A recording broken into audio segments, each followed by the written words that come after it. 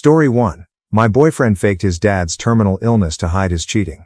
I, F24, met my now ex-boyfriend Aaron, M35, 2 years ago. Aaron is from Hong Kong and I am British. We both live in the UK in different cities. We had our differences, but he was the perfect boyfriend, kind, respectful, and always did his best to make me feel happy. I had even introduced him to my family after 6 months of dating, and they loved him just as much as I did.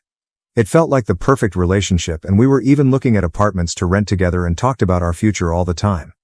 After celebrating our 1-year anniversary together, I noticed that he had begun to change. Just small changes, like never calling me, taking a long time to reply to texts, and he was going out with his friends almost every night and not returning home until 3 a.m. He had moved to this city from Hong Kong on his own, and I figured that he had made some new friends and that he was just enjoying himself. I tried to be happy for him, and so I didn't question his frequent late nights out. I then noticed that my BF would travel every day to a particular building in the city center. We were sharing each other's location, which I found strange because my BF worked completely from home and his company did not have an office in our city. When I asked him about this, he told me he had gone to use some office space. I figured that he had done this to get out of the house. I could understand that, and this building was in a very commercial area with lots of businesses, so it didn't sound completely out of the question. So I didn't push it any further. A few weeks later we were planning to meet up on a Friday night. He texted me a couple of hours before, asking me to meet at this office location. When I arrived, I found out that this was an apartment building, and the office that he had been visiting every day was actually the apartment of one of his female friends. We'll call her Ria. I immediately confronted him for lying to me, and I felt extremely uncomfortable at the idea of him visiting another girl's apartment every day. He assured me that he went there only to work and that he was never alone with her because other friends worked there too. I decided to give him the benefit of the doubt, but as soon as I met Ria, this all faded to anger. She welcomed us into her apartment where she and a group of Aaron's friends were playing board games. Whilst I was sitting right next to my BF, she proceeded to put her legs on him, cuddle up to him, drag him away at any given moment, and spent the entire night making rude remarks at me in Cantonese. She was also from Hong Kong. I had never felt more uncomfortable in my life, and even Aaron's friends could see that, and felt sorry for me. After we left, I told my BF how uncomfortable Ria made me feel, and he completely dismissed it, insisting that they were just friends, and that he would promise not to see her as often anymore if it made me feel better. However, he was texting her all evening when we got back to his place, and when she called him, he picked up straight away. They were on the phone together for hours laughing and talking, whilst I sat there feeling upset. He didn't even notice. A few weeks later, I invited him to my parents' house for Christmas Eve in my city. We agreed for him to arrive at 1 p.m. and have dinner with me, my parents, and my extended family. He went out to the club the night before, for a friend's birthday, and messages me at 3 a.m., saying that he got home safe. I check on the location app and see that he is at Ria's apartment and not at home. I screenshot this and called him out on it, and he responded that I was a stalker, told me the app was broken, and then turned off his location. Like a fool, I still begged him to come to my family's place on Christmas Eve. I really felt that some time alone together would help things. However, at midday on Christmas Eve, he texted me saying he was hungover and was not coming. I was distraught, and after I, stupidly, begged for him to come, he turned up at 10 p.m., having completely missed the entire celebration and my extended family's visit. I also found out that he had blocked me and my family from his Instagram story, where he had posted lots of pictures of him at the club, always with his arms around Ria. If you're going to block everyone I know from your Instagram story, don't forget to block my cousin next time, asshole. Christmas goes without incident, and we make plans to go to his friend's party together on the 30th, before spending the new year together. He then suddenly uninvited me from the party, saying that there's too many people going, and that he'll meet me at 1 p.m. on New Year's Eve instead. I was upset but understood that he was not hosting the party, and I can't demand an invitation. So he went on his own. New Year's Eve comes and I am waiting at 1 p.m. We were going to meet at his local Starbucks, and then we had a dinner reservation at 7 p.m. 3 hours pass and he hasn't shown. He won't answer his texts or calls, and I have no idea where he is. It gets to 7 p.m., and I go to the restaurant alone. At this point I am starving and upset, and I just need some food. Whilst eating, I finally get a text from him saying that he already had dinner with Ria and some other friends, and that he would rather spend New Year's without me, but if I insisted, he could come and meet me at 8 p.m. I had traveled all the way to his city for him to tell me he doesn't want to see me, so I demanded to see him at 8 p.m., because I was not having my time wasted. He meets me at 8 p.m., and we go to his apartment, where I find half of his possessions packed away in boxes and half a suitcase packed. I looked at him, confused as to what was going on. This is when he sits me down and tells me that he is moving back to Hong Kong for 2 years because his father has terminal cancer and, as an only child, he needed to return to take care of him and his mother. He explained that this is what has caused his stress and unusual behavior the past few weeks. My heart broke for him and I felt so guilty giving him a hard time, not knowing the pain he was going through himself. I tried my best to comfort him and be a good, understanding girlfriend. He then told me that he wants to break up whilst he goes back, because he doesn't want to do long distance as it's not fair to me, and that if I wait for him for 2 years, we will find each other again. I was heartbroken, but I understood. I didn't want to be selfish and I couldn't imagine the suffering that he was going through. I had been with my BF for a year and had never ever seen him cry until now. I was so upset for him. I leave his apartment and say my final goodbyes, but things continue like they had never changed. He would still message me every day. He would send me cute romantic quotes and would tell me that we'll be back together and happy after 2 years of him going home to help his family, and I truly believed him. Even though we were technically broken up, I felt that we could get through this difficult time together. That was until 2 days later, my cousin sent me a screenshot of Aaron's Instagram story that he had hidden from me, showing a picture of flowers that he had bought for Rhea, followed by a picture of them on a dinner date with the caption "finally." I was absolutely furious when confronting him about it. He denied everything. He denied hiding his story from me, saying that the app was glitching. He denied being on a date with her and he denied buying her the flowers. I didn't believe a single word he said and I was tired of him denying his cheating. I wanted to get answers once and for all. So I messaged Rhea directly asking her what's going on, and she told me everything. She told me that she and my BF had felt attraction to each other for some months, that they had kissed but never slept together, that they were now going on dates together and taking it slow, after he broke up with me. I was absolutely furious, and her attitude made me feel even worse. She told me the breakup was not her fault and that my BF willingly went to her because she's a better GF than I am. Not to mention, RIA still has a BF of her own.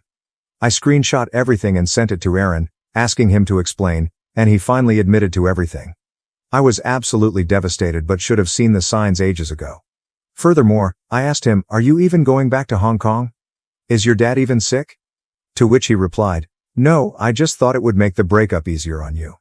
He knew that I lost my grandmother to cancer, and that was a really low blow, even for him. Not only had he cheated on me with a girl he insisted was just his friend, he lied about it to my face. He lied about moving back to Hong Kong and he lied about his father having cancer. He literally went back to his apartment on New Year's Eve, pretended to pack up his possessions and turned on the waterworks to make the whole thing more convincing. His response to being confronted with all this? "Maybe I just wanted a better life. Did you ever consider that?" What an absolute psycho. In conclusion, both of them are now blocked on everything. I haven't heard from him in 2 months, and she is welcome to my leftovers. Story 2. I'm fine with my mom cheating on my dad, and even encouraged her to live with his new man.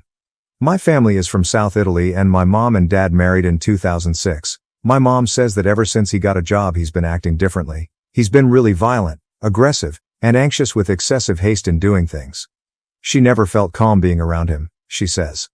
My mom during fights always tells him he's bipolar, because one moment he's chill and one moment he would start flipping off over the stupidest things. When I was a kid he always used to kick, punch and break my toys when he was angry. He broke an expensive dollhouse I had that cost him a lot of work. Destroying random things he sees in front of him when he's mad is a bad habit he has. He doesn't physically harm me anymore, but when me and my sister were younger he always used to hit us and throw things at us when he was mad, leaving a lot of bruises. One day he beat my sister so bad she started vomiting all over the floor. He doesn't beat me anymore because I learned to not start fights with him. The only one he still physically harms is my mother. They fight almost every day. One of the main reasons is money. We have huge economic problems. One day he almost broke her neck, and I remember seeing her on the bed unable to move for several days. My mom after many years decided that she was tired of her life and met another man that lived in Milan, North Italy, and now we're planning to go live near Milan after I finish high school here in South Italy. I hate cheating, but my mom always told my dad that she wanted to divorce him and that she wanted to get loved by another man, but my dad always got aggressive and violent over that topic. She's scared that if she finds out about her secret relationship he will do things that I can't imagine happening. I know cheating is bad, but my mom deserves to be happy too, and a man that treats her right. My mom is a kind person, and doesn't have the courage to report my dad to the police because she claims that it would ruin his life. The thing is, even if my dad isn't the most peaceful person, his anger issue isn't the only thing about him. I know he loves me and my sister. He always roots for us. He's the one that introduced me to the world of cinema, which is now my favorite passion. We listen to music together and go to concerts together. The last concert we attended was only a week ago. I know he's not really a bad person, he just has some issues he didn't treat when he was younger. I know that with the right treatment he can be the dad I always saw in him. He makes sure to never miss my sister's volleyball matches, and always gives her prizes after. He takes us to wonderful places, especially in summer. Most of the times he's here we laugh together, talk together, watch videos together. Sometimes he apologizes to my mom after fighting, and one time he brought her a big bouquet of flowers. As I said, I know that deep down he is a good person. But at the same time, I can't forgive him for what he did to me, my sister and especially my mom. The Matrix 3 will be released in December of next year, and it will be the first movie I will most likely see without my father. I cry every time I imagine him coming back from work and eating alone, without us. I love my father, but I can't forgive him. What do I do?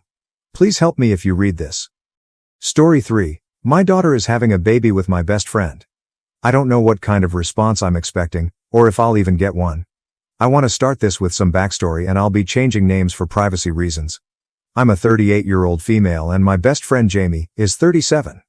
Jamie and I have been friends for most of our lives, and at one point I considered him to be my soulmate. He was always by my side when I needed him and he comforted me when I got my heart broken. I got pregnant with my daughter Sam when I was in high school. I was pregnant in my graduation photos, standing next to my current boyfriend. Jamie never liked him, but he never liked any of my boyfriends. I didn't know at the time, but Jamie was secretly in love with me since we were 14. When Sam's father left me, Jamie was there.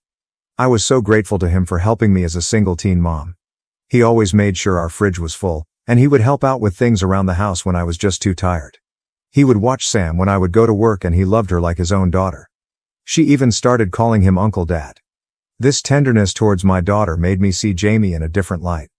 We started sleeping together every night and eventually he moved in. We never officially called each other boyfriend or girlfriend, but we were something. We were blissful for 3 weeks. What separated us was me. I made a mistake. I went to Sam's father's house for his birthday.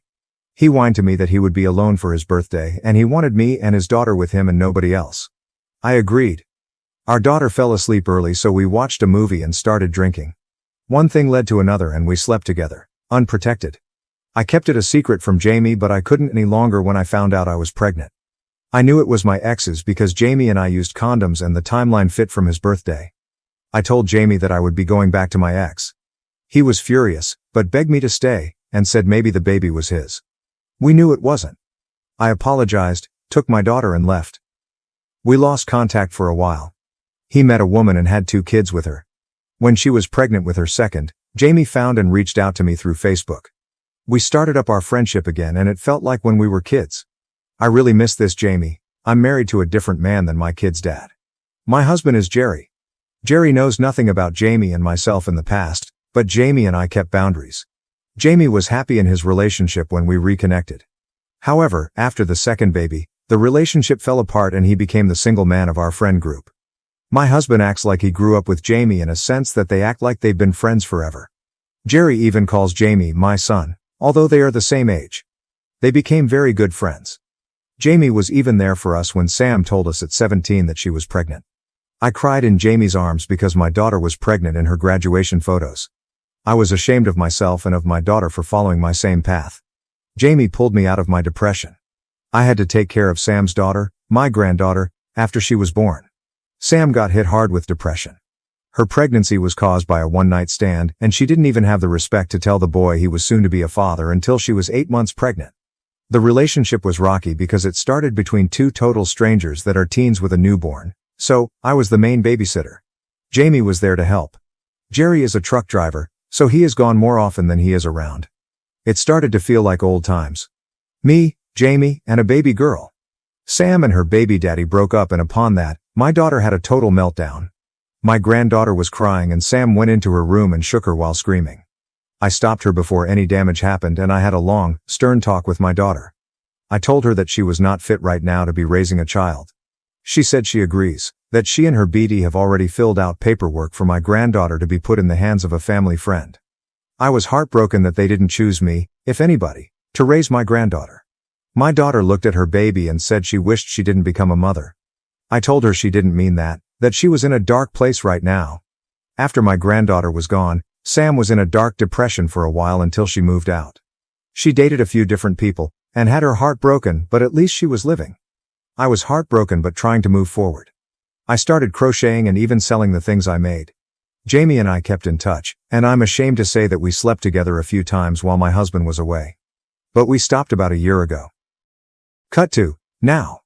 About 6 months ago my daughter told me she was dating somebody new, someone that I would approve of. She piqued my interest and I was shocked that the man she brought home to dinner was Jamie. Sam is 21 years old. Legally, this is okay. But morally this feels wrong on many levels. I wanted to disagree with this relationship, but before I was able to say anything about it, Sam announced to me that she was pregnant and Jamie was the father. My daughter fucked my best friend, whom I also fucked, and got pregnant. It puts a certain dread in me every time I think about it. Honestly, I think I'm done for now. If you got this far, thank you for reading. Part 2. First off, holy crap. These comments were a bit overwhelming. I was reading about people questioning if Sam was groomed, and I've been thinking about it all day and I think it's definitely a possibility. Sam knew Jamie as a toddler until we lost touch. He came back into my life when Sam was 12. He was at every major holiday with our family from Halloween to Christmas to summer bonfires. She continued to call him Uncle Dad until she was 18, then suddenly stopped. I figured it was because she was an adult with a baby now and never questioned it. Jamie and I slept together twice since Sam was 12.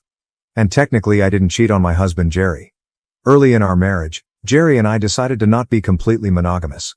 Like I said, Jerry is gone more often than he is home. We had a rule to be honest if we slept with other people, but we never shared who we were with. I slept with Jamie over Christmas when my husband was gone as a one-time thing as we were both lonely. Then a year ago, Jamie came on to me at a family bonfire. He stayed behind to help clean up and we ended up having sex. It was more emotional than I was prepared for, and he told me he loved me after. I was completely not for it. I told him I was sorry but I loved my husband and I was okay with something just casual.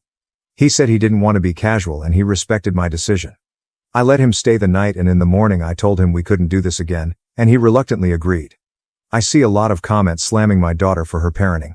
I must say that I agree with a lot of them. I know I should have done better raising Sam, but in my wildest dreams did I think she would do something like this. My daughter's baby is due in November. Everyone is absolutely thrilled for her. Honestly, I'm sick to my stomach because I have to plaster a fake smile and pretend I'm okay with this. Jerry is thrilled that Jamie is going to be a part of the family. I have friends that say it's just peaches that Sam finally gets to be a mom, whatever that means. I feel like everybody has gone crazy, but they don't know the truth. I know I should tell them, but it will be a shitstorm, so I'm trying to do this delicately. As for Jamie, he is also thrilled about this. He has it all over their Facebook that he and Sam are together. And he's always talking about how huge Sam's belly is growing. Honestly, I don't know if he's trying to make me jealous. But this feeling I have is rage and shame. I am planning on being honest with Jerry about Jamie, but God, I'm scared how he will react.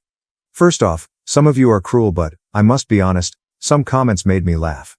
If we can't laugh at ourselves, you know. Some of you, I appreciate the sympathy. I'm sorry to say this story is true.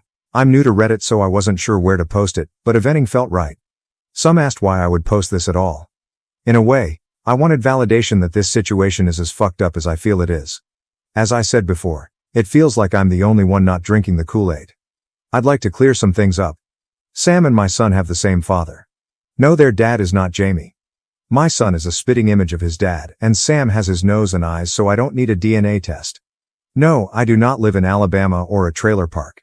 Sam's daughter, I will call her Mary, is living with a family friend and she is very happy and loved.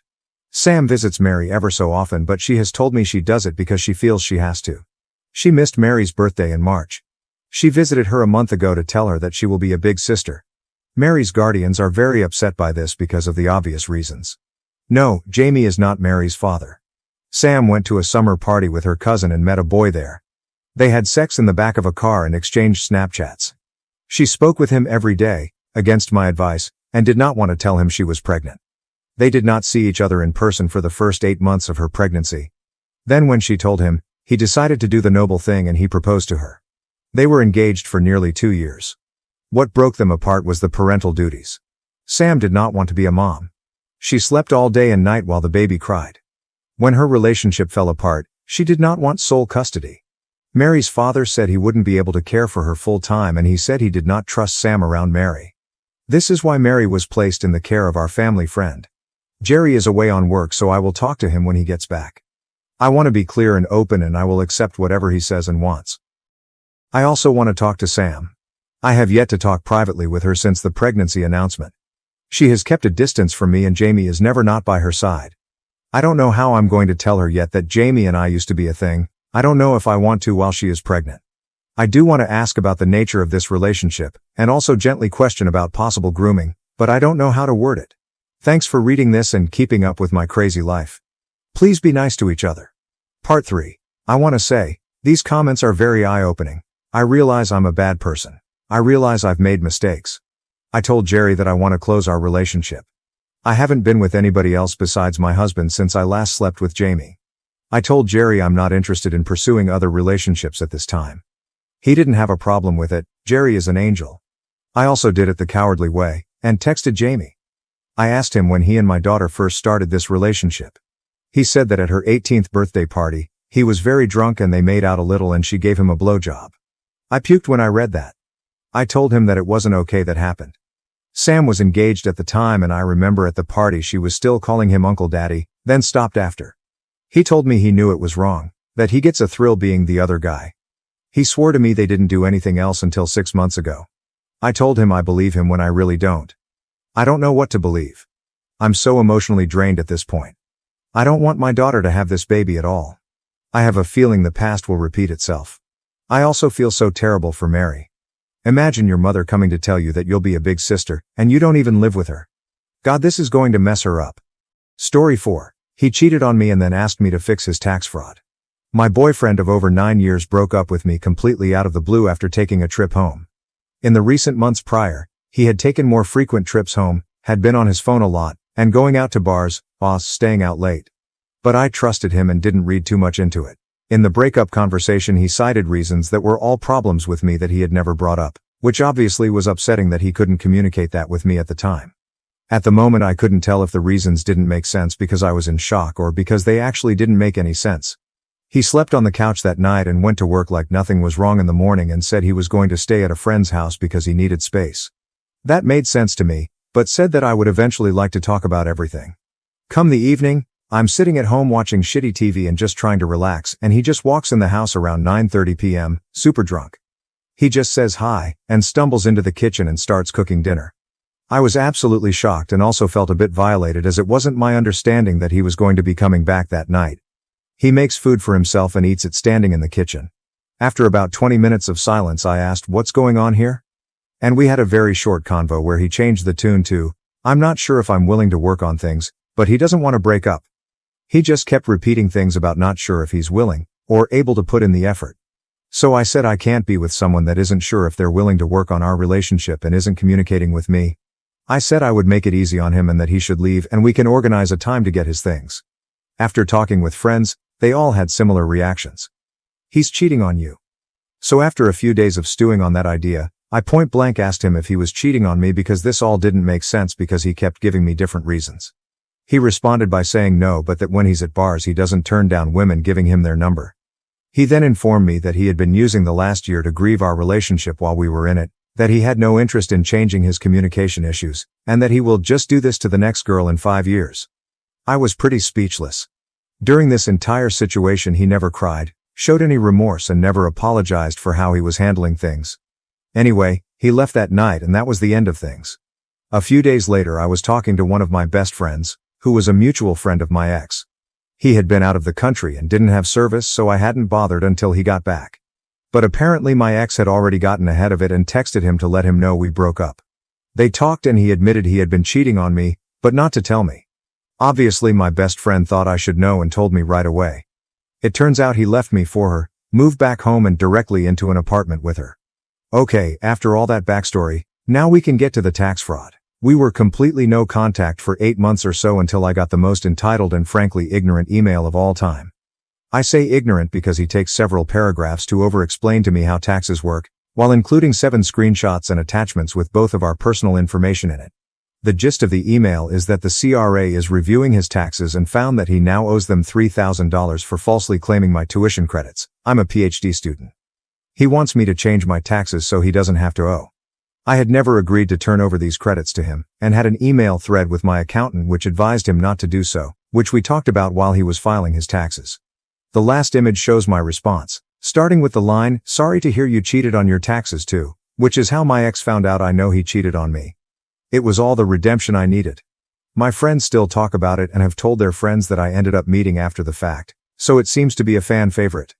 In fact, my ex's best friend texted me months after to applaud the response as well. Story 5. Cheated on the name of love twice. When I got divorced last year, it felt like I didn't lose my marriage. I lost everything.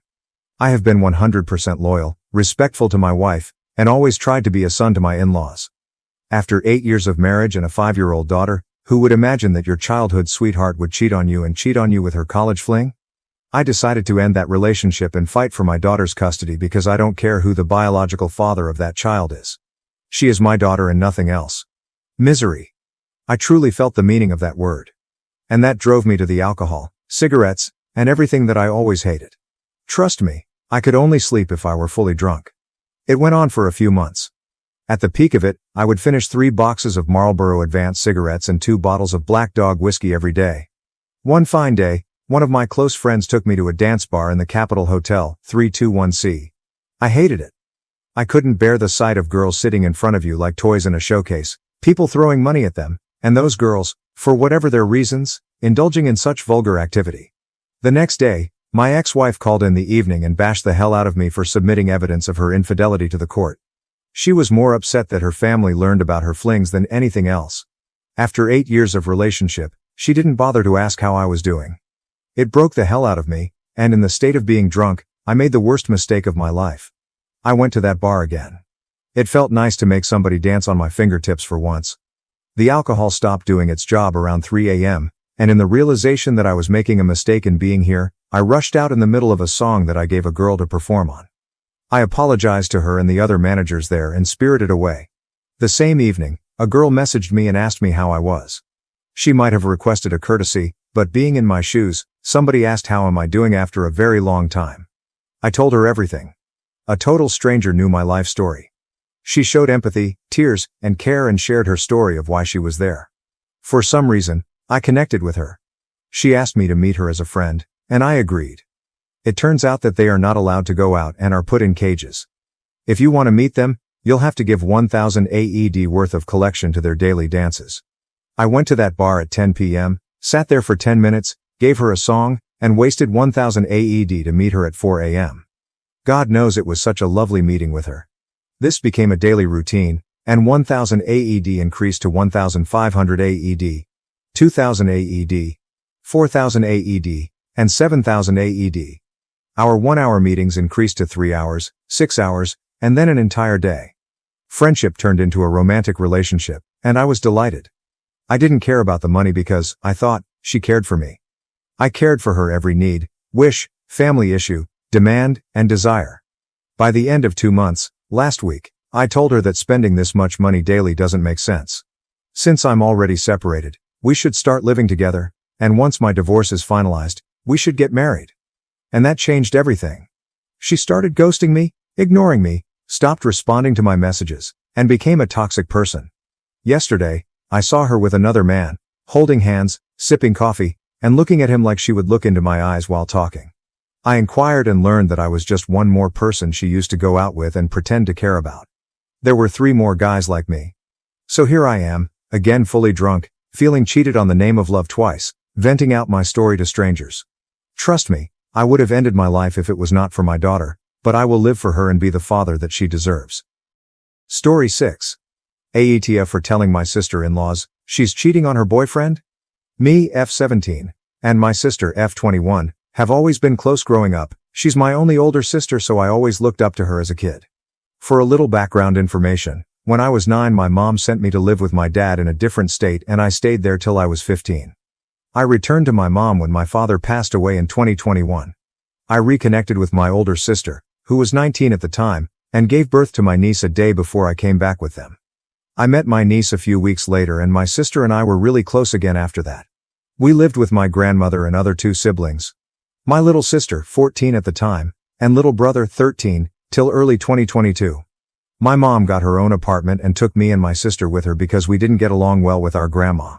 Things were good for about 2 weeks till my mom started to fall back into her old habits. Thanks to her no-good boyfriend, this led us to having to go live with our older sister who at the time was barely 20 years old and had my niece, 9-month-old, as well as her boyfriend, 21. We lived with my older sister and her boyfriend for not even a month before we had to go back to our mom due to my sister not being able to take care of us financially anymore. We stayed with my mom for 2 weeks before she decided she didn't want to care for us, although that was more of her boyfriend's decision, so she sent me to my older brother, 23, who I had never met before, and my sister back to my grandma. Living with my brother was just as bad as living with our dad due to their similar personalities, so after 6 months there my older sister brought me back to her and had me live with her boyfriend's family to avoid any problems. Things were good at first, but this is where the trouble started. My sister's boyfriend would come over when she was at work so he could visit his parents and his sister while take my niece and babysit basically, but I didn't mind. I practically helped my sister take care of her, so I was okay with it until she started driving me nuts. Then I started to get frustrated, but she's just a baby, so I had to remind myself that. Things were great until I had to be taken to the hospital. For context, I was born with sickle cell disease, so I tend to be in the hospital quite often. My sister and her boyfriend took me to the hospital and my sister stayed with me. I was there for a week and a half, and when I returned home things were different. The family was being kinda weird, but I didn't question it. I never really liked them. They were always fake towards me, and even my sister, and living with them was worse because they would always talk shit about her when she wasn't there, so I could only imagine what they would say about me. One day my sister came over and asked if I wanted to spend the night. I said yes and we went back to her house. 8. Watched Law and Order, my sister's favorite show, and had fun talking to people on the website Monkey.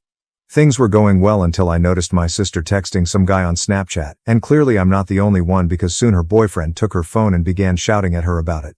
She got up trying to calm him down, saying it wasn't her, and as I was holding my niece she looked at me and said I was using her phone to text guys so that I didn't get caught on my phone. Her boyfriend didn't buy it at first and questioned her about the messages, but shortly after some more convincing he began yelling at me saying I was no longer allowed to use my sister's phone and that he was sick of me always trying to ruin their relationship. Keep in mind this isn't the first time my sister has blamed me for something involving their relationship, it's just the first time I knew. This also isn't the first time she's cheated either. She's cheated with plenty of other people, he just didn't know. I was very upset with her and didn't speak the rest of the night and just went to bed. A week or so later I went with her boyfriend's sister to run errands and she asked me why I let my sister blame me for that. I didn't even know she knew, but I told her I didn't, but I went with it because she's my sister and my only family left because I was no longer able to talk to my little sister thanks to my grandma. She told me that's not right, and when we got back to the house she said I had to tell her mom, so I told her and said that I was tired of my sister throwing me under the bus and making the people I have to live with dislike me just to save herself and telling them everything my sister did. Which was a big mistake and one of my biggest regrets because after it just turned into a shit show. They had a bad fight at 2 a.m. and everyone called me a liar about what my sister had done, and my sister told me she was done with me and wanted nothing to do with me anymore.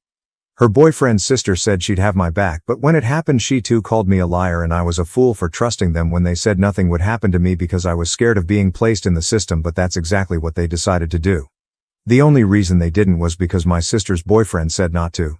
After that I apologized to everyone in the house even though I don't feel like I did anything wrong by standing up for myself when his sister is the one who asked me about it, then lied and said I just told her out of nowhere.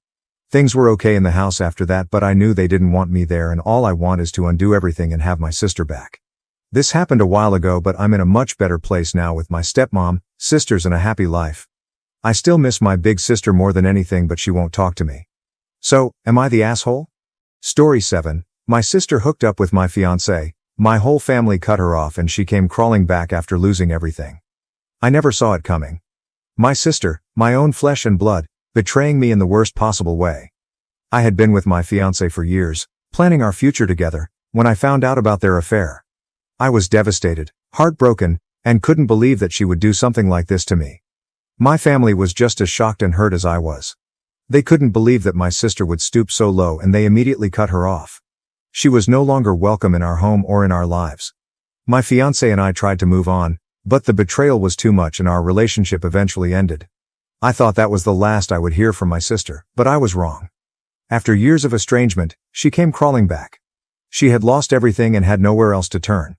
She begged for my forgiveness and asked for a second chance. I didn't know what to do. On one hand, I wanted to hold on to my anger and hurt. I didn't want to let her back into my life after what she had done. But on the other hand, I knew that forgiveness was the right thing to do. I couldn't hold on to my anger forever, and I didn't want to carry around the weight of resentment. In the end, I decided to forgive her. It wasn't easy, but I knew it was the right thing to do. We started rebuilding our relationship, slowly but surely. It wasn't the same as it was before, but it was a start. And I was grateful for the opportunity to have my sister back in my life, even if it was under different circumstances. The whole experience taught me the importance of forgiveness and the power of second chances. It reminded me that even when someone hurts us, they are still worthy of love and compassion. And it showed me that even in the darkest moments, there is always a chance for healing and reconciliation. It's been a couple of days since my sister had broken my heart and shattered my trust. Despite my initial forgiveness, the wounds she had inflicted still lingered deep within me.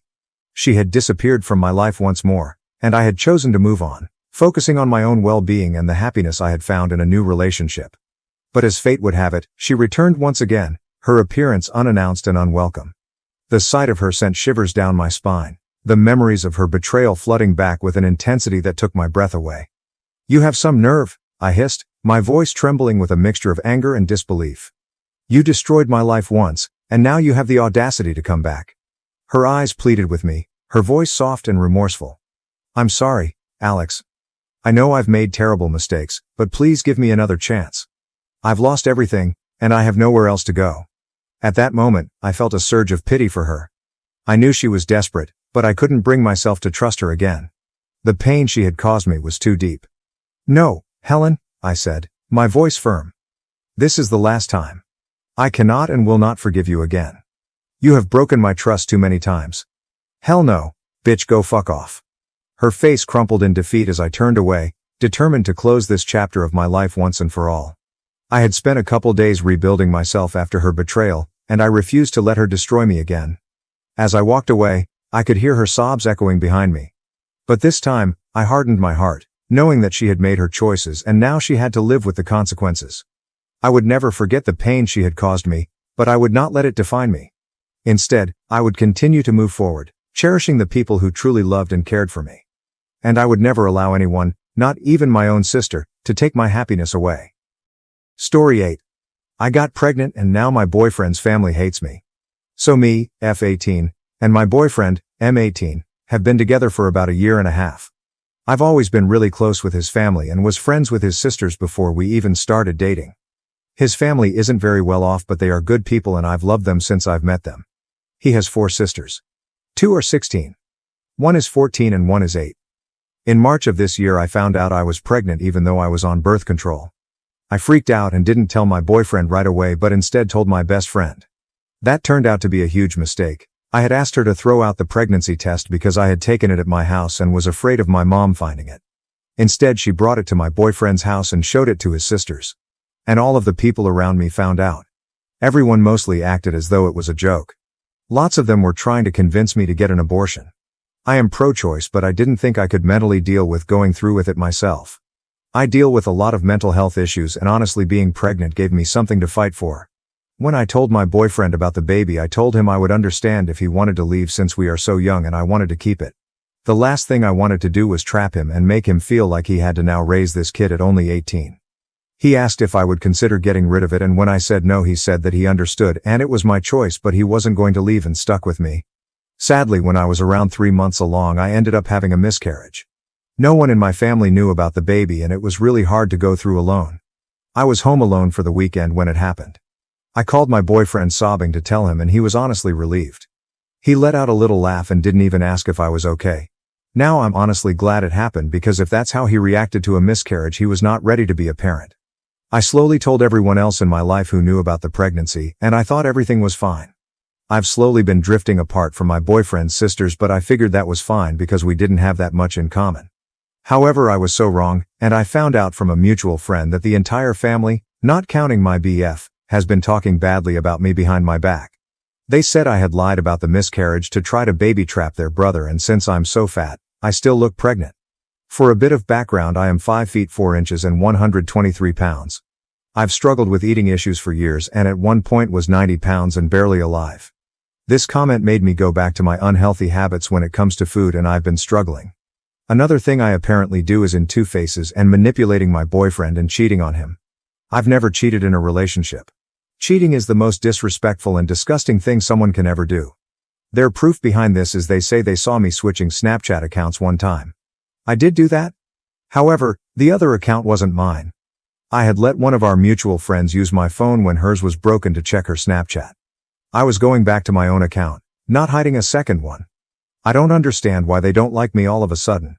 We went from hanging out every day until I mentioned I was pregnant. All of a sudden I was like dirt on their shoes. Realizing that they hate me has made me realize everything I've done for them with nothing in return. Like I said, they are not very well off. They are 5 kids with a single mother with no job. My boyfriend is the only one in that house with an income. I have gone out of my way to drive them places. I have let them just sit in my car in school when they didn't have class or felt sick. They are smokers, so I've given them a lot of vapes and other things. I've bought them all food when their mom was out of town. I've gotten them clothes and makeup and the youngest sister's toys. I've literally brought them leftover food from my restaurant job at 10 at night because they were hungry and had nothing at the time. And this is how I get treated. I've never been anything but nice to them and respectful. I've never judged how they live. I have brought one of the girl's best friends a pregnancy test at their house when she had a scare, but they don't hate her now. I just don't know what I did. Story 9. My girlfriend came to visit my family and my mom insulted her. Me and my girlfriend have been together for 4 years now and it's a long-distance relationship. I'm from Wales and she is from the US. We met online and I have visited her and her family multiple times so I can get to know them and vice versa. This summer before she went off to med school, she and her family wanted to come to Wales and see my parents for the first time. Her mom is a single mom of 3 kids. She works and looks after all 3 of them, so you can imagine this trip would be pretty expensive coming to Wales. My mom was a single mom till she married my stepdad and raised me and my 2 little siblings. Before they came I told my mom why don't we go there and visit them numerous times over the course of the relationship. She kept putting it off as my little sister, stepdad's daughter, was born in 2020 so she used her as an excuse for not going. My girlfriend and her family landed in Wales and I came to pick them up. They went to their hotel to get ready, freshen up and get their gifts readied for my family. While they were getting ready my mom was blowing my phone up saying when are they coming as she has to keep reheating the food. We rushed over there and everything was looking well. They got along, or so I thought they did. My girlfriend kept trying to speak to my aunt and little sister but it looked like they were having their own conversation and did not include her in it. On the second day we spent as a family, we went bowling and had some Turkish food. On the third day my girlfriend wanted to see more of Wales so we went without my family. We asked my mom and sisters if they wanted to come and they said no. Spent the entire day outside and came back to my house to eat. The fourth day is when things took a turn. I kinda noticed my mom not speaking to my GF mom and my GF barely and sometimes was on her phone or just giving really dry replies. My mom wanted to discuss my future with my girlfriend, our marriage and such. The conversation started well till she accused my girlfriend saying she doesn't trust her alone with me. Basically the short of it is she called her a whore in a roundabout way and said she was classless. My girlfriend in tears didn't say a word and we left. When I confronted my parents they said my girlfriend is using me for my money. I'm not a rich person, just average in wealth. She has more money than me, and if I move to the US they will treat me like a slave. My little sister's reply was her BF thinks they are also using me. Her and her BF have been together for 4 months and think he is trying to earn some brownie points with my family, so it kinda pissed me off when he weighed in. The rest of the trip we planned to go to Germany and France so we didn't see my parents at all. My mom phoned dieting on the trip and said are they gonna come over to eat? Which kinda dumbfounded me as they were our guests and she insulted them in our house. My girlfriend was miserable the entire trip and so was her family. I tried everything to repair it but I can't. My girlfriend wants an apology from my mom but my mom says she didn't do anything wrong. I am planning to move to the US regardless to be with her during her med school to support her, but I know this isn't the fix. Looking at my family now being all happy kinda disgusts me, especially seeing my little sister happy with her BF as my family gets along with him. Any help would be appreciated. Update. Thank you everyone for the advice. It helps to know that I'm not alone in this. I have spoken to my mom but it seems there's no getting through to her, and for some reason my little sister who I practically raised is taking her side, saying even if mom is wrong she will defend her. I realize now all my sacrifices in life for them have been in vain and I'm truly alone here in Wales. The bright side is I have applied for the US, selling my car and leaving my room as a study room for my stepsister. Hopefully I will have a more positive update in the future when I'm in the US, but just want to thank you guys again. Story 10. My sister and her family moved into my house without my permission. Karma hit them hard the same day. I was always close to my sister while growing up, but things changed after she got married. What happened between us a few days ago was something I'll never forget. I'm Phoebe, 31, and I own a modest 3-bedroom house. It's nothing fancy, but it's mine, and I'm damn proud of it. I've been paying it off for 10 years now, working day and night to make those mortgage payments. I won't deny that I sometimes envy my friends living in their fancy apartments downtown, but then I remember that this place is mine. No landlord breathing down my neck, and no roommates leaving dirty dishes in the sink. Just me and my space.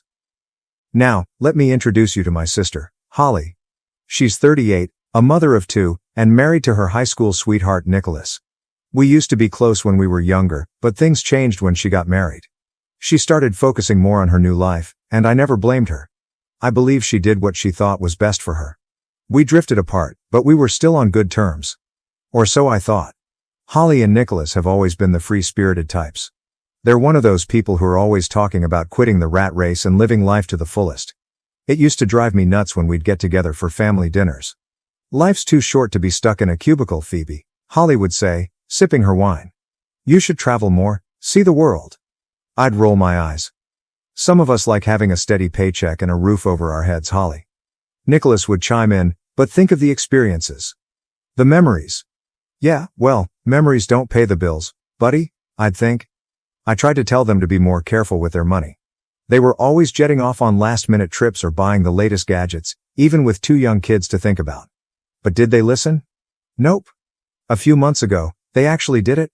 They sold their house during the market boom, thinking they'd use the profit to fund a year-long break to travel the world. I remember the conversation like it was yesterday. We're doing it, Phoebe. Holly squealed over the phone. We sold the house. What? I nearly choked on my coffee. Holly, are you serious? What about the kids' school? Your jobs? Oh, we'll homeschool them on the road. It'll be an education in itself. And we can always find work later. This is our chance to really live. I tried to talk some sense into her. I was really worried. Holly, have you really thought this through? Travel is expensive, especially with kids. What happens when the money runs out? Don't be such a worrywart, Phoebe, she said, brushing off the concerns. We've got it all figured out. We'll stay in hostels, maybe do some volunteering for room and board. It'll be fine. It was not fine, not at all. At first, their social media was full of pictures from nice hotels and fancy restaurants. Living the dream, Zrania, they'd caption every post. But within 2 months, those posts started to dwindle. The last one I saw was a grainy shot of them camping in some field, with a caption about embracing the simple life.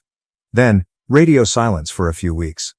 I thought they were just busy enjoying their travels, unaware of what was really happening behind the scenes. One day, I came home from work, exhausted after a long day of meetings and deadlines. All I wanted was to kick off my shoes, pour a glass of wine, and binge-watch some trashy reality TV. But as soon as I opened my front door, I knew something was off. There were shoes I didn't recognize in the entryway, kid-sized backpacks on the floor, and familiar voices coming from my living room. I walked in, and there they were. Holly, Nicholas, and their 2 kids. They were unpacking suitcases and boxes in my living room. Holly? I blurted out, squinting my eyes as I looked at the mess in my living room. What are you doing here? Oh, hi Phoebe. Zrania, Holly Chirknala. Surprise, we're back. Back? Zrania, in my house? Then, Nicholas stepped forward, smiling like this was the most normal thing in the world. Yeah, we decided to cut the trip short, he said. Turns out, full-time travel with kids is harder than we thought. And Mom gave us your spare key. The one you gave her for emergencies, Holly added. I knew you wouldn't mind us crashing here for a bit while we figure things out. It'll only be for a few months. A few months? Swing, I protested. Holly, are you serious? You can't just move into my house without asking me. But, we're family. I thought you'd be happy to help us out. Happy? Swing, I could feel my cheeks burning with anger. Holly, this is my house, my space. You should have talked to me about this. Now, Phoebe, Nicholas interrupted. Let's not get too high and mighty here. Family helps family, right? It's not like you're using all this space anyway. I couldn't believe what I was hearing. Where did this entitlement come from? Why were they acting like what they did was fine? You guys need to leave, I said, crossing my arms on my chest. Now. But Holly refused. Meanwhile, Nicholas started subtly threatening me. Come on, Phoebe, he began, looming over me. Don't make this difficult. We don't have anywhere else to go. I was furious. If I called the cops, their young kids might get dragged into it, and I didn't want that. I needed to come up with a plan, so I headed straight to my bedroom and locked the door behind me. At that point, I honestly felt like crying. I had no idea what to do until my phone buzzed. It was a text from my old college friend Alex. Hey Phoebes? In your area for work. Drinks tonight? Part 2. Alex was always the prankster in our friend group, always coming up with wild schemes. If anyone could help me out of this mess, it was him. I quickly texted him back. Actually, can you come over? I have a situation and could use your help. Bring your acting skills. The doorbell rang an hour later, and I raced to answer it before Holly or Nicholas could. When I opened the door, I saw a police officer standing at my doorstep. Oh my God, Alex. Zrenia, I looked at him with wide eyes. You're wearing the perfect costume. I quickly stepped outside and closed the door behind me. What happened, Phoebes? Zrenia, on Sprasil. I need your help getting rid of my relatives, I told him, still fascinated by his fake police uniform. They've completely taken over my house. I quickly explained the situation, and Alex agreed to help. Then, I opened the door and called out to Holly and Nicholas. Holly, Nicholas, can you come here please? There's a police officer who needs to speak with us. They were smiling when they came into the hallway, but their expressions immediately changed when they saw Alex in his uniform. Good evening, Alex said. I'm Officer Johnson. We've received reports of a break-in at this address. Can you tell me what's going on here? Nicholas looked at me, squinting his eyes. Then, he puffed up his chest and slowly walked toward Alex. There's no break-in here, officer, Nicholas said in a serious tone. We're family. Everything's fine. Officer, these people entered my home unlawfully, I said. I never gave them permission to be here. Alex nodded and then looked at Holly and Nicholas. How did you gain entry to this residence? Zrenia, Alex Zaprashev. We used a key, Holly stammered. Mom gave it to me. It was a spare key for emergencies. But no one asked my permission. I intervened. So, technically, you broke in. Who knows what might be missing? I see, Alex said, looking around the house. And when the homeowner asked you to leave, did you comply? Now, hold on a minute, Nicholas said, his voice trembling slightly. We did. I'm afraid I'm going to have to ask you to leave the premises immediately, Alex cut him off, pulling out a pair of handcuffs. Failure to do so could result in charges of breaking and entering, as well as trespassing. I wanted to laugh so hard watching Nicholas pretending to be a police officer. He was just amazing. His last sentence was enough to send Holly and Nicholas into a panic. We're sorry, Holly began. We'll pack up. They quickly began throwing their things into their bags. If you leave right now, Alex said sternly, I won't file charges. But you'll return the key and never trespass again. They didn't need to be told twice. Alex and I watched in silence as they grabbed their kids and their bags and bolted out of the house. I finally laughed once their car sped away. You're a lifesaver, Alex, I said, shaking my head in disbelief. Coffee? Sure. Zrenia, он сказал, как он вошел и закрыл дверь за собой. I quickly made 2 cups of coffee before we sat in my now quiet living room. I can't believe they just assumed they could live here, Alex said, shaking his head. I know, I sighed. Part of me feels guilty, you know? They're family, after all. But I just couldn't let them freeload off me like that. You did the right thing, Phoebe, Alex reassured me. They can't just take advantage of you because their harebrained scheme failed. I'm so glad you messaged me at the right time, Alex, I said, looking at my phone. I don't know what I'd have done without you. But why did you come dressed up like a police officer? Oh that, Alex chuckled. I was just messing around with friends, pulling pranks and all. I had no idea my costume would come in handy over here. What a coincidence, right? Yeah, I nodded. What a coincidence. As we talked, I couldn't help but think of the consequences of my actions. Had I done the right thing? Would this drive an irreparable wedge between me and my sister? But then I looked around my living room. It was my space, and I had worked so hard for it. I thought about all the long hours and the sacrifices I'd made to buy a house and realized I couldn't let Holly and Nicholas just take over everything. I also realized it was okay to put myself first. It was okay to stand up for myself and not let people walk all over me. What would you have done if you were in my shoes? If you enjoyed this video, please don't forget to give a like, share it with someone, and subscribe for more stories that inspire, provoke, and connect us. Thank you.